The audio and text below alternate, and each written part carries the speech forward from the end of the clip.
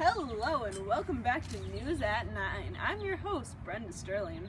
Today we're here to tell you about a great nonprofit organization called Books for Africa. The main goals of Books for Africa is to provide books to schools in Africa who don't have the means to afford them otherwise, to provide quality education through their services, and to give the kids there a full future of opportunities. Now, during the founder's original visit to Africa, he noticed that the need for books was great in the schools. He started the charity to give kids the love for reading he had experienced as a child. He also knew that giving the children a chance to learn would enhance their ability to do bigger and greater things in life than usually afforded. Now, let's go to Molly at the Books for Africa warehouse. Thanks, Brenda. I'm here with Wilma at the Books for Africa warehouse. What can you tell us about the charity, Wilma? Well, even though Books for Africa is not a Catholic charity, we hold many of the Catholic social teachings as our guidelines. We strive to give an option for the poor and vulnerable because it helps poor African children who would otherwise not be able to read books. We also want to give human dignity to these children by offering them opportunities later in life to make a difference with their education. Solidarity is another important part of our organization because we believe that we are one human race and we have the responsibility to help our brothers and sisters. So, Wilma, what are some things that are challenging and frustrating about this program? Well, something that's challenging is affording shipping costs with donations and figuring out how much is needed based on the weight of the crates.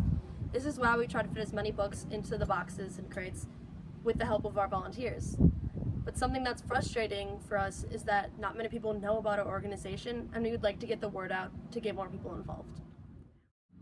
What are some things that are compelling and hopeful about this organization? Something that's compelling is that even though so few people know about it, there's a large number of books coming in. And in the future, if we can get more people to advertise, the number of books and the significant impact on the children will be enormous. This is hopeful because the more kids that are affected, the more the gap in poverty can be decreased and the opportunity of higher education achieved. How does the Books for Africa warehouse operate? Well, volunteers can sign up for slots on Wednesday and the first and third Saturday of every month. Then they come to our warehouse in St. Paul, located on Pryor Avenue, where they are introduced to our warehouse supervisors who quickly show you where and what you are working with. First, you start unpacking and sorting boxes of books that have been donated from public school systems, churches, book drives, and other local businesses along with individuals. After they are sorted, the volunteers begin repacking the books into large containers where they try to pack them the most efficient way they can. Although since the books are all different sizes, this can sometimes make it difficult. The pallets, crates of books, are packed to make sure the most books are fit into each container with the fewest air pockets. Then the pallets are transported to the second warehouse in Atlanta. The pallets are then resorted into genre and finally shipped to Africa. What types of books are acceptable to be donated? Are there some genres the organization doesn't accept? Yeah, religious books are okay now. They used to be frowned upon, but now they're accepted. Fiction books are greatly appreciated, but books with murder, killing, blood, or war in the title, and books on witchcraft are not accepted because they're deemed inappropriate for the kids. Other books that are not accepted are United States history books, Native American history, cookbooks, and Spanish to English dictionaries because they aren't relevant to them. And when you're considering donations, please keep in mind that we only send the books of the best quality to Africa. Thanks, Wilma, for being on the show with us today. Now back to Brenda at the studio. Thanks, Molly. Now, doesn't that organization just choke you up? They are doing so much to help the good of our neighbors in Africa, but there are a few things that you can do to help. The organization relies on your donations, so please donate. And please make sure the books you donate are books the kids would want to read. If they're in bad shape or are inappropriate, it's better to recycle them on your own. And lastly, please tell people about this organization. As you've heard throughout the program, they're not very well known. There's a lot more this organization could be doing, so please tell your friends, sign up to volunteer, and change some lives. This organization reflects justice brought to these impoverished kids who are bridging the gap to greater opportunity. Sometimes we might take for granted how lucky we are to be in school or have a well-paying job, but these kids are growing a love for books and knowledge that will serve them for numerous years to come. Book quiz time! We're going to give you a few pictures of books, and you have to decide whether or not you could donate them to Books for Africa based on what we told you in the video.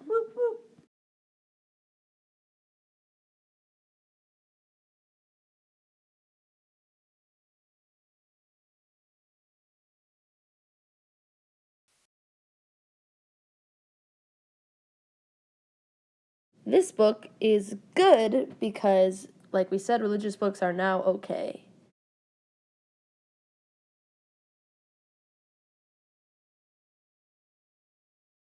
This book is bad because it has the word war in the title.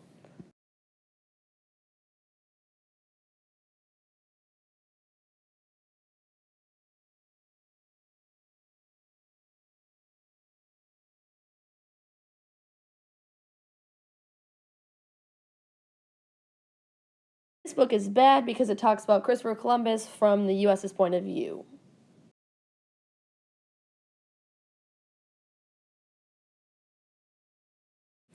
This book is a cookbook, so therefore not able to be donated.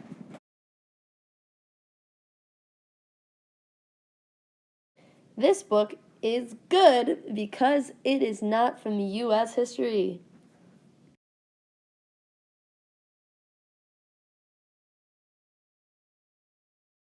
This book is bad because it talks about the history of the U.S. and Vietnam.